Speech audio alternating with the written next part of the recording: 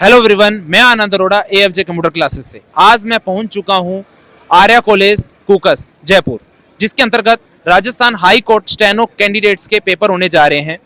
और इन पेपरों में कैंडिडेट के कुछ डाउट्स हैं कि कैसे पेपर लिया जाएगा, जैसे डिक्टेशन में क्या सिस्टम रहेगा, टाइपिंग में क्या सिस्टम रहेगा, एफिशिएंसी में क्या सिस्टम रहेगा।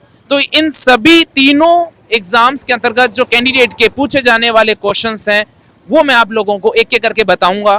प्लस इन क्वेश्चनों के अलावा भी आप लोगों को कोई डाउट है आपके क्वेश्चंस, तो आप लोग इस वीडियो के डिस्क्रिप्शन में जो कमेंट बॉक्स होगा उसमें आप अपना क्वेश्चन रख सकते हैं, ताकि जैसे ही पहली शिफ्ट का पेपर खत्म हो मैं आप लोगों के क्वेश्चंस को मेरे आंसरों में शामिल करते हुए आप लोगों तक आपका रिप्लाई पहुंचा पाऊं। तो देखिए, सबसे पहले कि जब आप लोग हॉल में पहुंचेंगे तो इन्विजिलेटर के द्वारा आप लोगों को क्या क्या गाइड किया गया, जो ट्रायल टेस्ट है वो कितने मिनट का था, कितनी बार रिपीट किया गया, और ट्रायल टेस्ट, ट्रायल डिक्टेशन और मेन डिक्टेशन में साउंड का कोई डिफरेंस था क्या, साउंड इतनी थी कि कंफर्टेबली उसको सुना जा रहा था, कि ध्यान से सुनना पड़ रहा था, या वॉल्यूम प्रॉपर थी। उसके बाद जो डिक्टेशन थी वो वॉइस किसकी थी, मेल की थी या फीमेल की थी।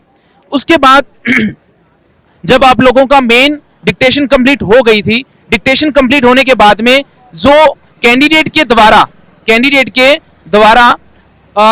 जब रीडिंग किया जा रहा था तो रीडिंग में क्या प्रॉपर टाइम दिया गया था, क्या इन्विजिलेटर के द्वारा कोऑपरेट किया गया था। जैसे लास्ट ईयर कैंडिडेट के ये इशू रहा था कि भी डिक्टेशन के समय क्या हुआ था कि वो प्रॉपरली उनको टाइम नहीं देने दिया गया था, यानी पढ़ने का टाइम नहीं मिल पाया था। उसके बाद में ये कि जो डिक्टेशन दी जाएगी तो वो पूरा सेंटेंस एक साथ बोला जाएगा या सेंटेंस को टुकड़ों में बोला जाएगा, जैसे 3 वर्ड्स एक साथ बोल दिए या पूरा सेंटेंस एक साथ बोला गया। और उसके बाद सबसे इंपॉर्टेंट क्वेश्चन ये कि जो स्पीड थी वो वेरिएशन कर रही थी, जैसे एकदम से हाई कर दी और लो कर दी, कितना लो किया गया और कितना मिनिमम किया गया ये भी पूछा जाएगा। प्लस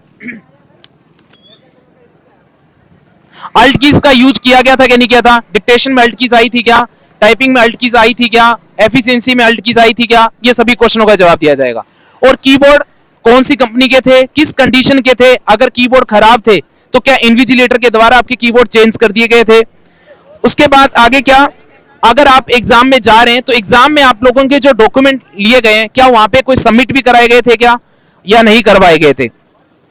और डिक्टेशन का जो टॉपिक था वो किस पे आधारित था, एक ही टॉपिक पे आधारित था या कई टॉपिकों को मिक्स करके डिक्टेशन आप लोगों को दी गई थी। उसके बाद आप लोगों का जो टाइपिंग टेस्ट होगा वो मैटर आपका पैराग्राफों में डिवाइड था या फिर कंप्लीट मैटर एक साथ दिखाई दे रहा था।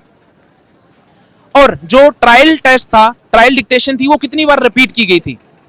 और एक चीज और, टाइपिंग में अगर आपका मैटर पैराग्राफों में डिवाइड था, क्या स्टार्टिंग में टाइप बटन का भी यूज किया गया था या नहीं किया था।